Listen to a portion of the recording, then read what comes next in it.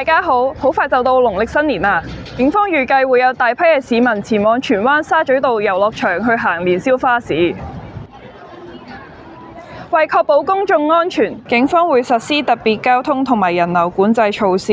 喺2月15日及2月16日，每日下午3點至翌日凌晨5點，以下路段會暫時封閉： 1. 啟康街及啟智街全段； 2. 介乎大河道與路德圍嘅一段海壩街，會視乎人潮而作出臨時封閉。同時，位於大河道北行喺雅麗珊社區中心外嘅巴士站，將會暫時取消或與附近其他巴士站合併。大家要留意返巴士公司嘅宣佈。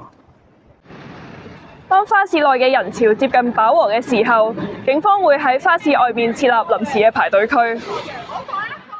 到時候市民需要先去位於海壩街近大河道嘅臨時排隊區排隊，然後沿住大河道同沙咀道嘅行人路進入沙咀道遊樂場嘅年宵花市。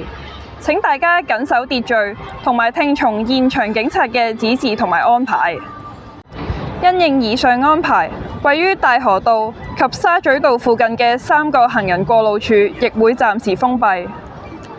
警方預計年29晚將會係市民到訪年宵市場嘅高峰期，所以喺交通安排方面，市民可以考慮經由荃灣站或者荃灣西站乘搭港鐵離開。